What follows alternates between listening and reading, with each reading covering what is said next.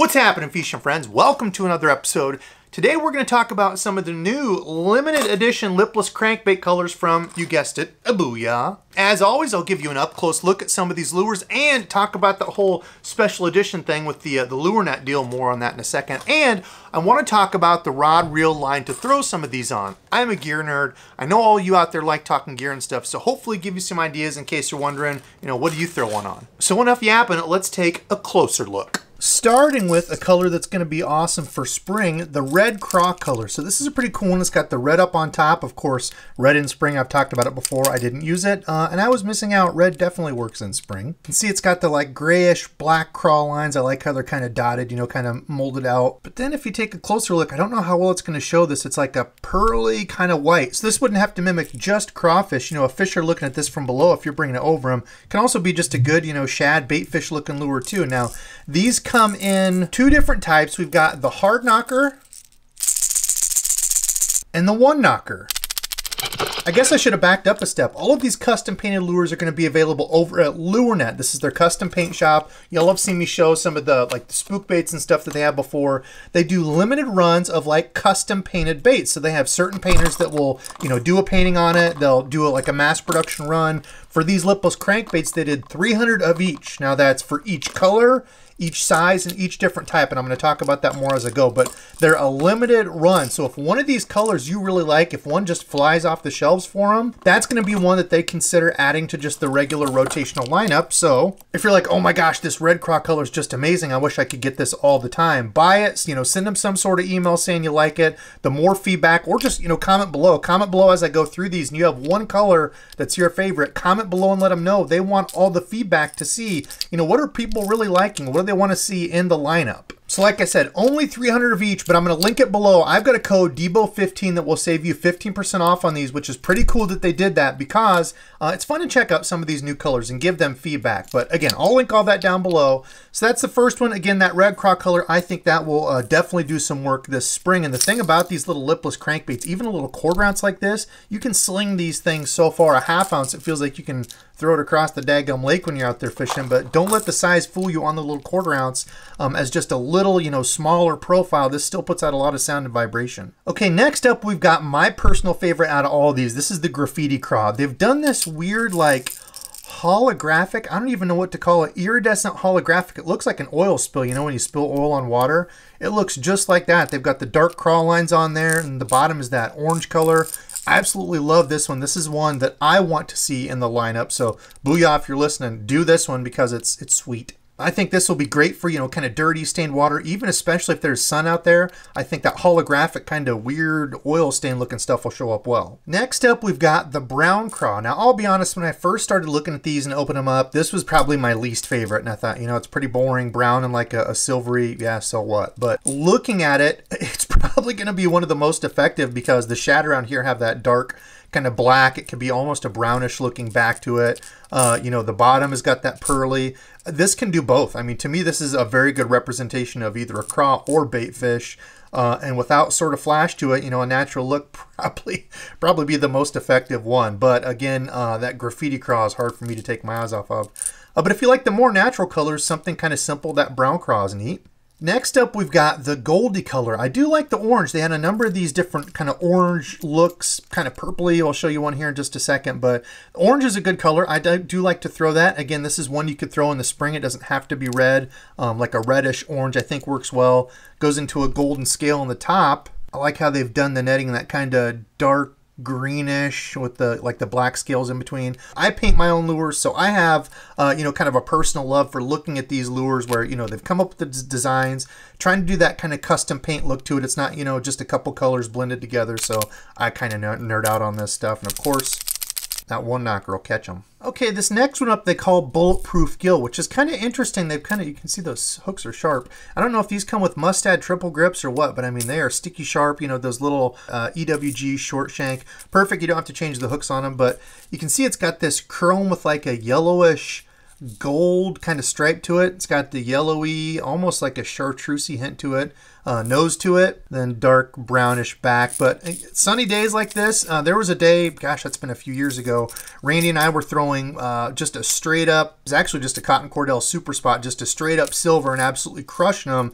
That flash made all the difference. I had thrown actually a couple different colors and they wanted the flash. So on a sunny day like that, I do like the chrome, or if it's dirtier water sunny day, I like the gold. But that's kind of a cool one. Kind of got the like the bluegill stripes on it, a lot of flash. And last up, we've got Party Craw. Now, y'all know I am a sucker for purple, but it's a very similar craw color to the Graffiti Craw, and I actually like the orange on this one better. It's that like lighter orange tangerine going up into that like bright fluorescent orange. This one's kind of a darker orange. I didn't like it as much as this one. The purple on it, of course, I love the purple.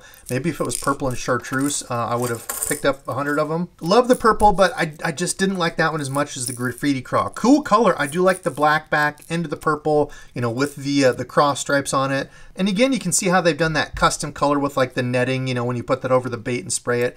Cool to see that stuff, you know, again, like I said, not just like a 1 or 2 color lure.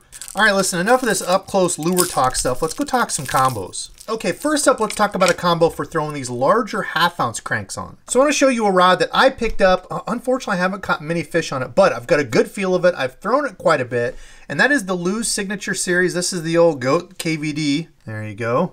7-foot medium, moderate action, rated for lures up to 3/8 ounce. Now, I would completely disagree with him on this. To me, this is not a medium. This is a medium heavy all day, and that's actually why I like this one. And I'm pretty sure this is a composite rod. It says the S glass there. I believe it's a graphite and glass composite, which is nice because I've heard people say there's a certain bend or action that you get out of glass that you just can't mimic in, you know, a graphite carbon type rod. Now, with the rating on this, Lew's does call this the Squarebill Lipless Crankbait rod because it's not a super noodly rod. Now, it is, because it does have the glass, it is a little bit bigger around. You can see there the difference in this one versus this. This is the TFO, another cranking rod that I've used. I'm not going to talk about it today because I've talked about this one so much. 7-foot cranking, moderate action. I absolutely love this rod. You can throw little swim jigs on it, lipless. So that's a perfect one to look at, the TFO Tactical Bass. But this is one that I haven't talked about. So it's a little bit heavier. I think it's like 5.7 ounces. So it's not the lightest rod.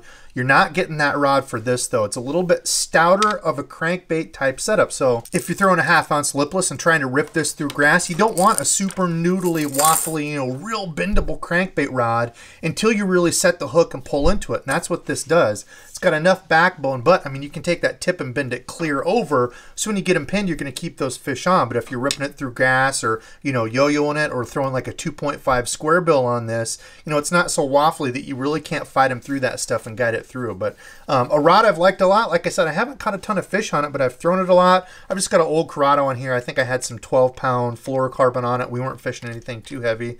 But usually with my Squarebills, 1/2 ounce lipless, I'll go with like 15-pound fluorocarbon.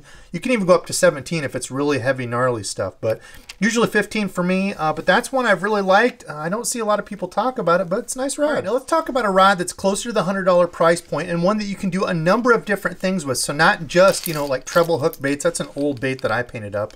You know, larger 2.5 Squarebills, 1/2 ounce lipless. For me, that's going to be the Dobyns Fury 733. Give you a better look there. They recommend Cincos, flukes, spooks, spinnerbait, horny toads. You can see it's kind of the whole gamut there. It's got treble hook lures. It's got some single hook lures, and that's because it's more of a moderate, fast action to it. A little bit softer, and I like that in the Dobyns rods. And they're not scared to talk about that they have certain actions that are a little bit softer. And it makes sense for certain things like this where you want a little bit of bend. You can see this is one that I've used the heck out of. Good little rod. You can use it for, like I said, you know, spinner baits, single hook Cincos, flukes. This is one that you can do it all on, and I don't know where the heck. That's some trilene green line I was testing out. I don't know. I guess I was going all matchy. Got to do it for the gram, folks. Anyway, the Dobyns Fury 733 casting rod, one that I've liked a lot. I think they're like 120 bucks now, but you can look for sales. Great little kind of do-it-all type of rod for your moving baits. Now last, I've got to go with a budget option, and I think you would be hard-pressed to find a better rod than the Daiwa Arid X. I think like 50 bucks, you can get them on sale. I think I got this for like $35 on one of the Tackle Warehouse Christmas sale deals. And I'll link that stuff below too in case you want to look at any of the gear. But the Daiwa Arid X is a rod that absolutely surprised the heck out of me. I got the 7-foot medium rated for lures up to 3/4 of an ounce, and you can see they even say a line rating there up to 17 pounds. When I first got this, I thought it was going to be too flimsy. I'm like, I'm going to break this thing. It held up to 1/2 ounce. It's got enough kind of whip to it. See, it's a pretty small rod. I threw 1/4 ounce with it. You don't got to worry. Pair, you know, your favorite kind of budget reel on here. This is the Fuego. You can get these for, gosh, they had somewhere had them on sale for 59 bucks. I forget where, but awesome little budget combo in hand. To me, this is one I could take out and use every day, no problem. Hard to beat without breaking the bank. A lot of these moving baits, you know, if you're ripping a lipless out of grass and stuff, you don't have to have the most sensitive rod. When they want it, they're going to be angry at it. They're going to grab it, and you're going to feel it and just pull into it and reel those fish in. But again, you need something that's got a little bit of bend, and that's what each one of these has. A little bit of give to it to make sure you're not ripping these trebles out, but you know, enough back one to where they're not super, you know, soft, spongy, for kind of the way I fish crankbaits from the bank, you know, banging them off around rocks, ripping them through grass. There are times that I like a softer rod, especially if you're kind of yo-yoing one or something like that. Having that soft rod when they're just kind of barely grabbing it and that delay in it, you know, it's not where you're acting right away and yanking it from them. With that softer rod, they kind of grab it and it loads up before you pull into them. So those are my picks. Hope you like it, but let's do a closing here. All right, fishing friends, do me a favor, comment below and let me know what your favorite color out of all those is. Remember, use the code down below, Debo15 over at LureNet. I'll link all of it.